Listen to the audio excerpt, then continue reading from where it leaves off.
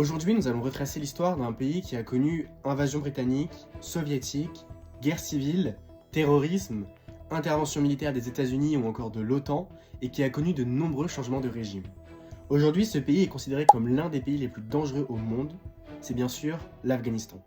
Depuis 1979, suite à l'intervention militaire de l'Union soviétique, l'Afghanistan est en guerre. Et pour comprendre cela, il faut remonter un peu en arrière. Au 19e siècle, l'Afghanistan se retrouve au centre d'une lutte d'influence entre les Britanniques et les Soviétiques. C'est ce que l'on appelle le grand jeu. Si cela se produit, c'est parce que les Britanniques veulent protéger leur colonie, l'Inde, et que les Russes veulent s'étendre au sud. C'est pourquoi 3 guerres entre l'Angleterre et l'Afghanistan vont avoir lieu. Mais jamais les Britanniques n'arriveront à contrôler l'entièreté du pays. En 1879, les Anglais proposent un accord à l'Afghanistan. Ils contrôlent désormais les affaires étrangères du pays. Mais l'Afghanistan reste indépendant. Puis en 1893, les Anglais tracent la ligne Durand, l'actuelle frontière entre l'Afghanistan et le Pakistan. C'est en 1919 que l'Afghanistan retrouve son indépendance totale. Mais le vrai tournant arrive en 1979, lorsque l'Union soviétique décide d'intervenir militairement en Afghanistan afin de protéger un gouvernement communiste fragile qui était en place en Afghanistan, tout en maintenant son influence dans la région. Alors que cette guerre devait se révéler rapide, elle va durer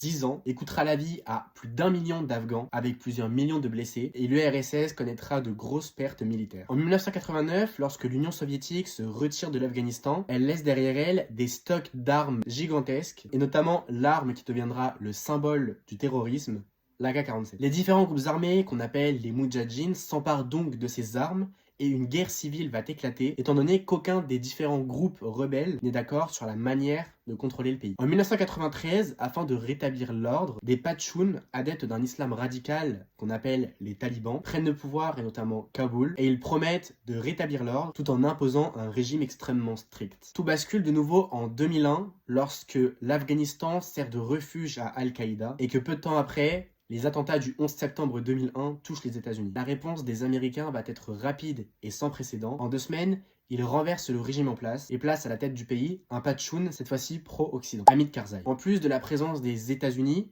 il y a aussi celle de l'OTAN et notamment de la France dans la lutte contre le terrorisme. Mais après 20 ans de guerre, en 2001, les États-Unis décident de se retirer de l'Afghanistan et en moins d'1 an, les talibans reprennent le pouvoir et Kaboul et instaurent un régime encore plus dur que le précédent. En clair, les 20 ans de guerre menés par les États-Unis et l'OTAN n'ont presque servi à rien et ont coûté la vie à 3600 soldats américains et à 90 soldats français. En clair, aujourd'hui encore, l'Afghanistan est sous le contrôle des talibans et on peut notamment le voir à travers le changement du drapeau national qui était celui-ci avant et qui est devenu celui-ci. Et l'Afghanistan est aujourd'hui connu pour la condition des femmes qui est abominable et pour les nombreuses interdictions qui n'en finissent plus.